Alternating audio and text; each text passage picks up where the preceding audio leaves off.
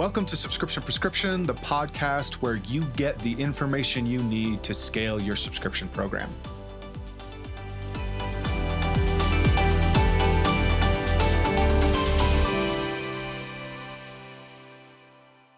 Hello, and welcome to another dose of Subscription Prescription, the podcast where we try to help you figure out everything related to D2C subscriptions. I'm really excited for today's guest. He's an old pro in the subscription space. You may or may not be familiar with BusterBox, but please welcome to the show Liam Brennan, the co-founder of BusterBox, as well as the Subscription Box Founders Program, which we're going to talk about more in a bit. But Liam, thanks for coming on the show. Thanks very much for having me on. I'm absolutely delighted to be here and talk subscriptions with you. I see a lot of your posts on LinkedIn and stuff, and you definitely know your stuff when it comes to subscriptions. So excited to chat to you. I appreciate that, man. And yeah, as somebody who's built successfully a business like yours, I always love hearing from founders like you. I learn something every time, which helps our clients and our audience and stuff too. So I'm excited to dive into it. But just to begin, I would love to hear a little bit more about you, your journey, how you got into subscriptions, anything you'd like to share with everybody at home. Yeah, definitely. So myself and my two business partners, Paul Carrick and Gary Redmond, came up with the idea for BusterBox back in 2015. I think it was. I had a different business beforehand and I was trying to sell one-off products on Shopify and I could never get the numbers to make sense, to be honest with you. It was actually funny, the product I was trying to sell. They were bow ties. Don't even ask why I picked bow ties. Sounds like fun. Yeah, I had a different business beforehand. It was like a job marketplace where people could put jobs up and people could bid on them. Double-sided marketplace, very complicated business to build because you've two customer acquisition costs. Right. So challenging business. I heard a Gary Vaynerchuk presentation at the time, and he was speaking about subscription boxes. And the idea just twigged in my head, going, oh, this would be absolutely unbelievable because the numbers actually can make sense. You pay to acquire a customer. If you're doing a good job, they'll stick with you for a decent amount of time. You can pay back the customer acquisition cost.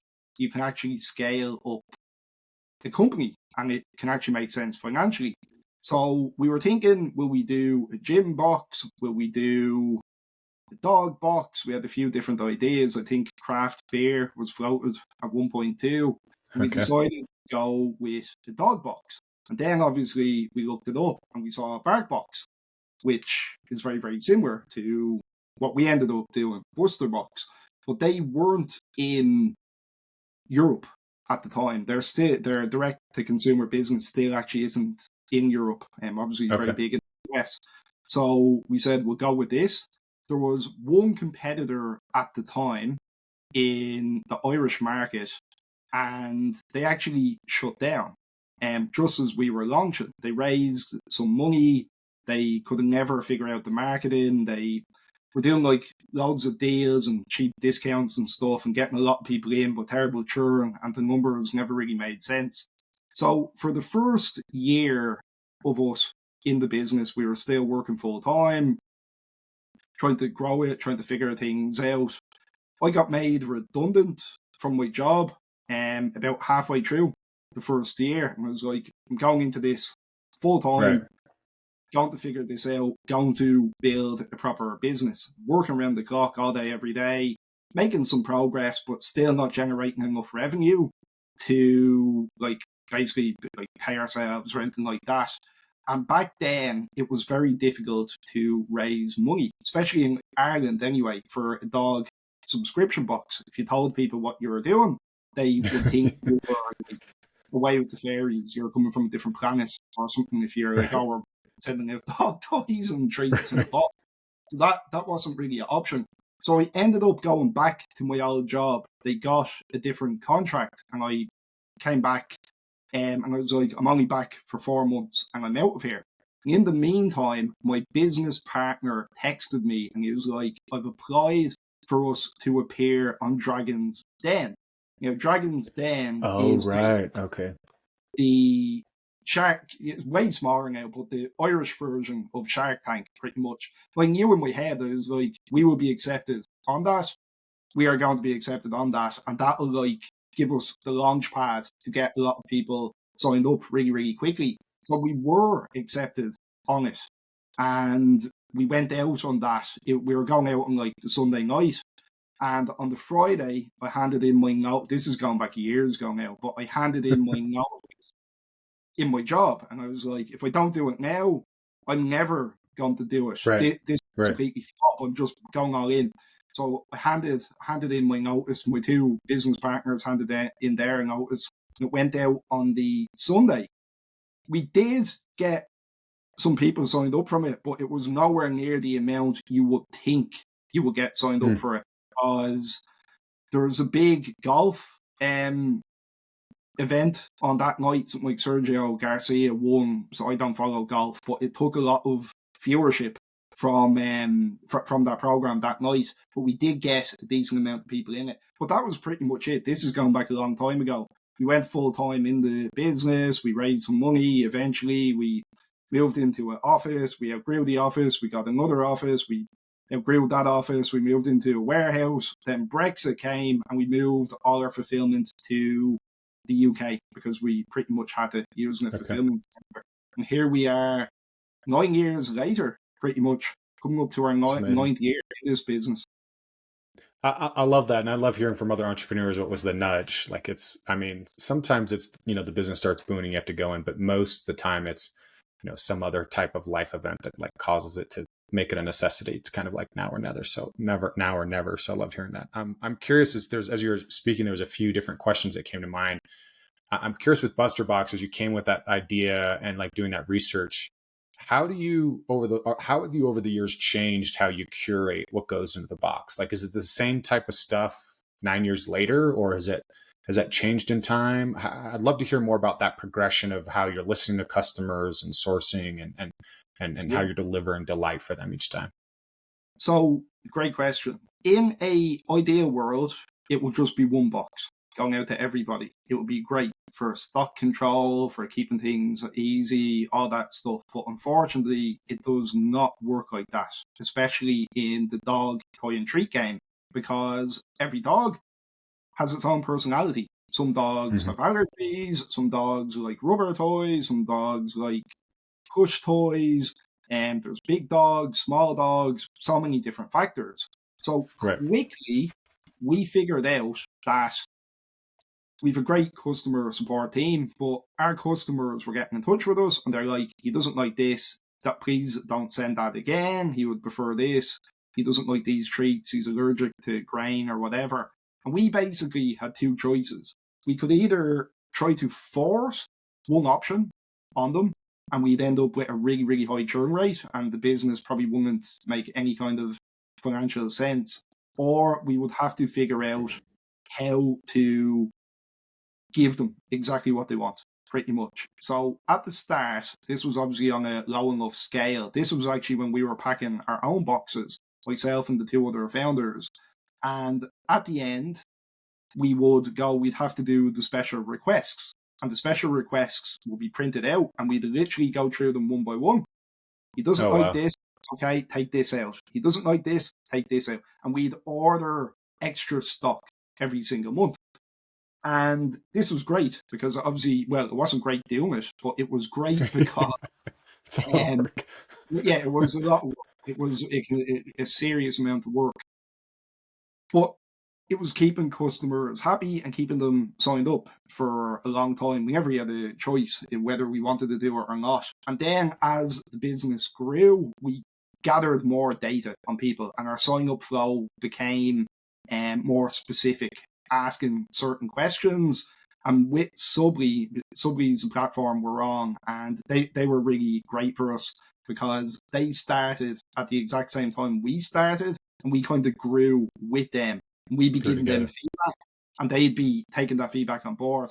So since the early days, they've added on like tags and different ways of making it a lot easier to keep track of all the different SKUs and requests that customers want. So yeah, are Are you doing like so is it kind of like a build a box feature almost like, or is it more like people are just letting you know their like the particulars of their dog, whether it's like, if there's an allergy or not. So that way you're just knowing fulfillment to not ship those types of products, or people selecting what they get when it goes into it. Yeah. So on our sign up flow, they obviously put in information, their dog, the kind of dog they have, the dog's name, the size of the dog. That obviously helps us a lot. And then in the post purchase, they put in more information about, Okay. is he a tough chewer? Does he want extra treats? And we have a point, and it will actually be coming back very soon. On the sign up flow, you can put in your allergies too. So that gives us a very good idea. And then we actually encourage our customers to get in touch with us if the dog like needs something special or something. It'll be on the insert in the box. It'll be in the communication, the onboarding sequence when we bring them on, and we have a really good support team who will chat to the people and be like, okay, he doesn't like this, he doesn't like this, he doesn't like this, and they'll help them update it. And the weird thing is, right, dog owners love talking about their dog. Like they literally, like sometimes I hate when brands don't ask for that feedback, right? Like if you're not asking for that information, because I know pet dog owners will give you all that info if you ask. They'll give it, and like sometimes I laugh because I look at our support tickets and I'm like, we're literally sending out a box of toys and treats for a dog. Like, how complicated does this really have to be? Like, it's not like we're running like Netflix or like some crazy service. You don't have some sophisticated algorithm in the background, like figuring out what to give everybody. Yeah, but yeah. But that's what we've done, and it's worked well for us up to this. Well, I love that, because you're kind of in between this, like as you mentioned, like forcing people into here's the option, and then the other end is like, self-curated, where people are picking what goes in. So like think of like a ButcherBox, for example. People are picking what meals or what food types they're getting each time. You're kind of in the middle, where it's like, we're not going to restrict you, but we're not going to let you choose everything. We're just going to let you know what types of stuff you want, and then we're going to make sure we deliver on that value for you.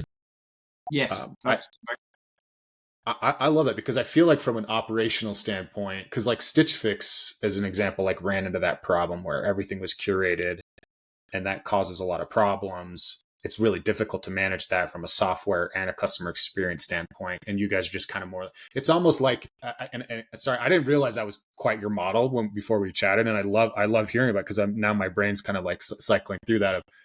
It's kind of like, an elite level of customer experience. It's like, make sure that this doesn't go in the package, or this, like, make sure that we give them a little bit more of this. And then people feel like you're taking care of them, like you're hearing them. So from a retention side, that will work really well. And then the Subly piece is always really interesting too, because one of the things I love about Subly, and you've talked about it, is you have more control over the checkout, both checkout process and post-checkout process, right? Instead of like Shopify restricting you. I think that's one of the places where Subly really wins, right? Is that you can have more information gathering, you can collect more data as part of that purchase experience without having to use like a third-party app or another experience. Yeah, it's really good. That's pretty much it. They streamline the whole data collection from the customer, and if you know what to do with that data, it can be pretty powerful. Right. So I'm curious then on the retention side, like I mean, you haven't said it specifically, but I'm assuming your retention's pretty good then, like if you're managing that. And I'd be curious to hear more about like what types of issues you run into or have run into, and how you guys have addressed them. Yeah. So on the retention side of things, obviously we're not running a SaaS company where you're getting like 2% churn every month, but we are keeping people Right. for a considerable amount of time. We keep people usually from 10 months, even up to 18 months, but that will That's depend fantastic. on the offer that we sign them up with. So the retention is heavily linked to the acquisition offer. So the way we look at different offers is there's negatives and positives to every offer we run. And I'll give you a few examples. So if we run a free gift, okay, typically you will have a higher customer acquisition cost with a free gift, but you will keep them for a lot longer. Now, if you run double your first box, you will have a pretty high customer acquisition cost, but that's the best retention by a mile. You keep people Interesting. for a really, really long time with that. Now, if you go out with a deep discount or a free box, you'll have a very low customer acquisition cost, but you'll have much higher churn.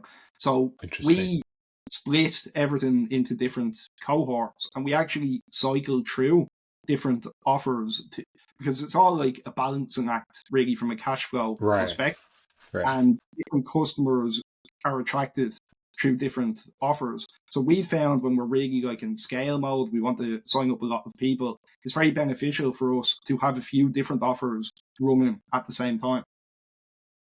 Are they running alongside each other, or is it just on the site? Like, okay. And so people can Yeah, kind of, do people get to pick the option they want, or is it yeah. more like just depending on what they land on? So we will have ads, advertising different offers. Every offer has its own unique sales page, Okay. and it will say choose your offer or your free gift, and they can cycle through them if they want.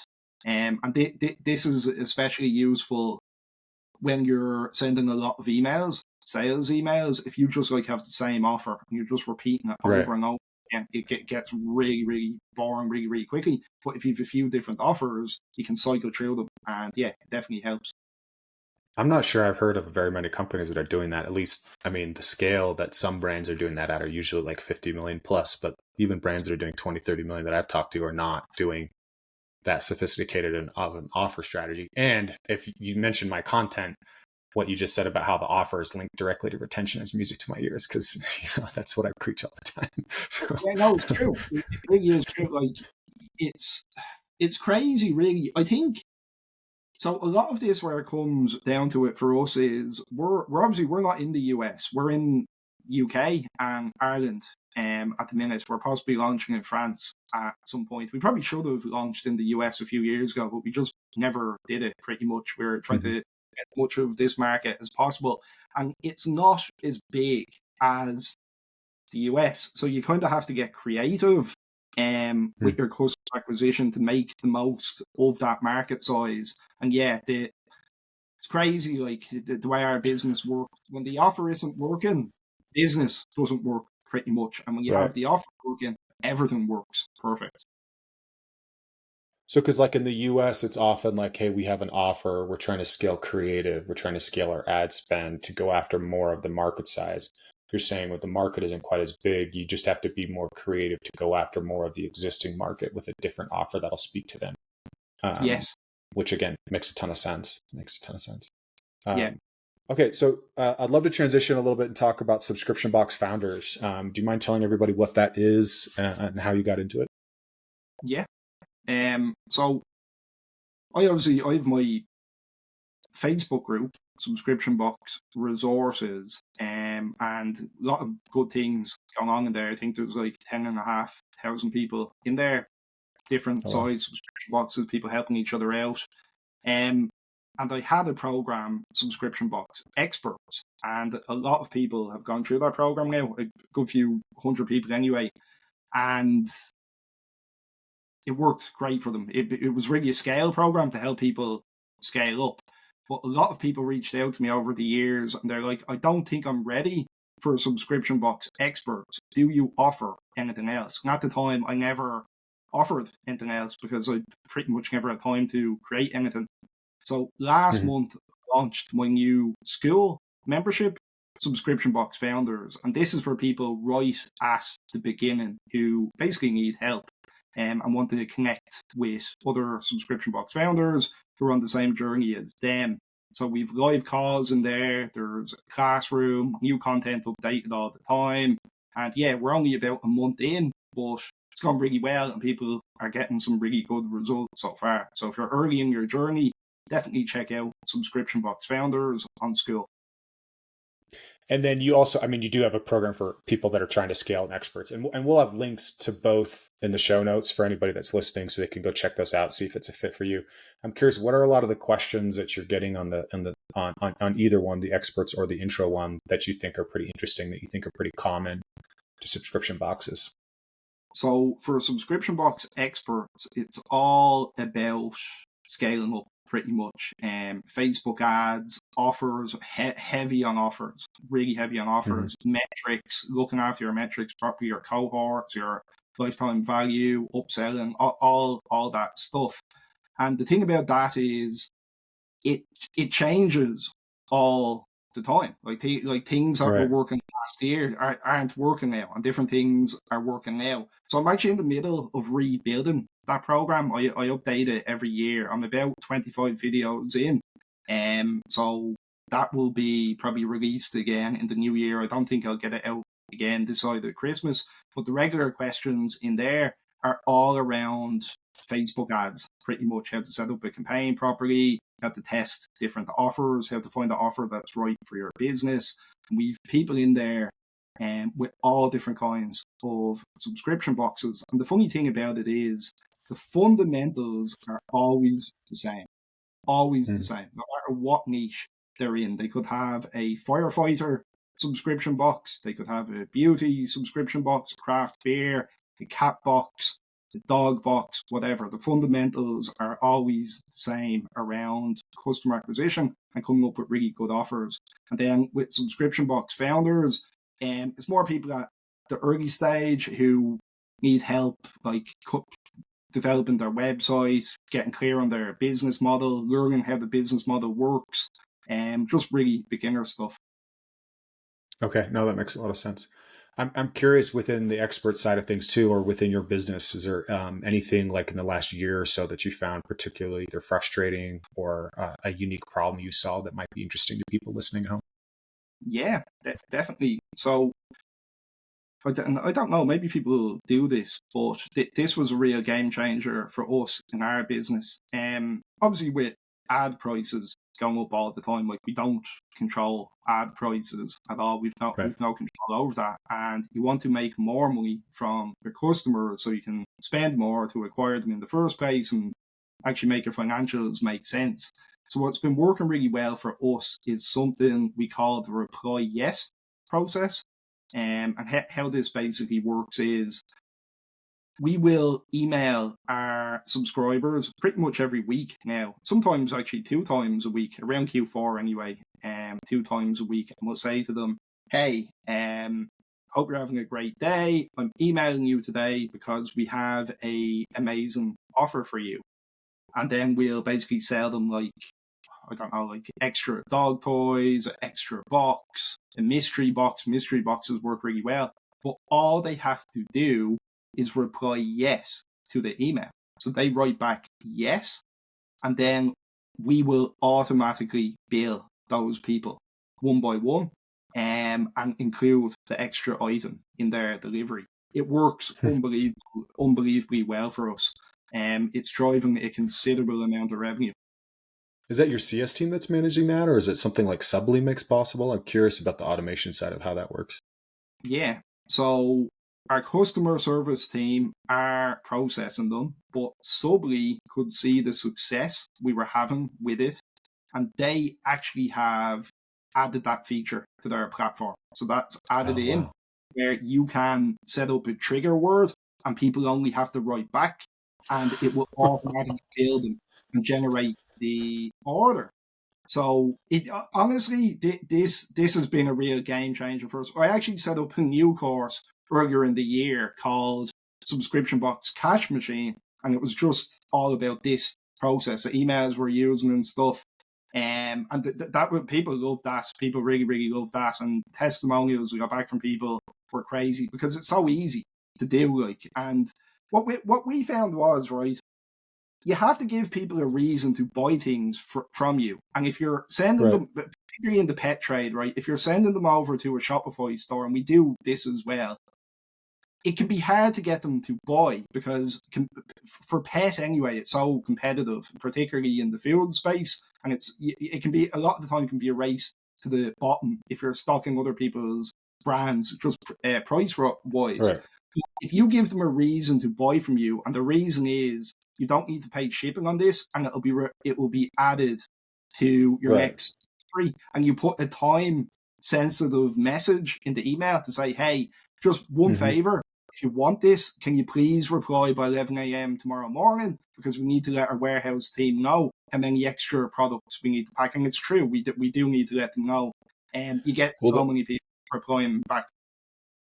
Well, in that immediacy, like, right? Because, like, everybody sees the countdown timers. You see, like, you got to buy by this day. But, like, that is one of the things I do like about subscriptions, boxes, and regular orders is, like, there is an impending date when it's going to ship. So yeah, you have up until this point to add that. We're doing that with one of our subscription box companies, like with upsell items. But that is, like, really, really clever. It reminds me of some other stuff with, like, Facebook ads and Facebook posts and comments sold, or Facebook live selling. But so just a single, like, reply helps your email deliverability too, I bet, because you get people replying to your emails. Yeah. That's really cool. You got really well. And getting people on the prepaid 12-month subscription. We'll do that right at payday. And we sent it out. It was payday last Friday. It was a bank holiday in Ireland. So we only came back to work today. And the first thing I did when I came in today was I wrote a new email, a forward email going, hey, I sent you this on Friday. I just wanted to let you know you can still upgrade to a 12-month subscription and save money, but please check it because I need to know by tonight. And just before I came on this call, I checked the inbox and a load of people had right back going, yes, I want to upgrade to 12 months. It's really good for cash flow. Oh yeah, no, I love that. We push for prepaid a lot. I think it's a underutilized tool for a lot of subscription brands, especially if people like it. Like, you can take that decision-making process out for for you guys for the next 12 months or 3 or 6, depending on what you're doing. You get that cash up front. It's really easy to justify giving a bigger discount. Like, I think sometimes everybody gets caught up in, like, their metrics and looking at their order profitability, but cash flow is huge. You can put that cash back into the business right away instead of waiting for months to collect it, even if it might be a little bit more. Yeah. Liam, you've been a bit of a gold mine. I'm reluctant to ask for, like, another thing if you got anything else before we wrap up, because that's been pretty phenomenal so far. Let me think, what are we doing at the minute? So the reply yes, that works really well. Oh yeah, reactivation reply yes emails. That works unbelievable too. So basically the same principle again, but segment your cancelled customers, people that have made at least 6 payments. That's what we consider a good quality customer. I want people, like, coming in and taking every offer, taking free beds and taking free cameras and taking everything for free and never paying again. So we'll segment it by people that have made at least 6 payments, and we'll hit them with a reply yes. And we'll give them lower pricing, so cheaper rate. We go, hey, we've made a lot of improvements to BusterBox over the last 12 months. More things are coming soon. And we're going to cut to the chase. We want you back. We know your dog needs toys and treats, and we're going to ethically bribe you to come back by giving you free dog bed. If you want this, just reply yes to this email, and we'll set you back up. And then when they come back, we'll automatically set them up, and they're back up again. Great message, great offer, the right segment. And I think that would work with Shopify most subscription apps too, because, I mean, the volume wouldn't be massive, so you could manually go and, like, reactivate people's subscriptions and add that item in. It's just a funny thing when I'm interviewing people. It's like when you start giving so many things. Like, how many times do I want to go back to the well without putting you on the spot too many times? But again, that was amazing. So Liam, I feel like you've mentioned, I'll follow up with you to make sure we get all the links right. Because I feel like you've mentioned, like, the Facebook group, the experts, the subscription box founders, even that subscription cash accelerator program. So we'll have links to all those. Go check out BusterBox. You mentioned Subly as well. If anybody's, like, still on the fence with how they're building their business, I definitely recommend checking them out. Because they do a lot of things really well for subscription boxes. But Liam, thanks for coming on the show, man. You've been great. Yeah, thanks very much for having me, and it was great chatting to you. I love chatting subscription. This was really enjoyable. Yeah, it's a fun space. Well, that's it for this week's show. Stay tuned for next week's dose of subscription prescription. That's it for today. Thank you for tuning in. Please subscribe so that you can get notified when new episodes come out each week on Tuesdays.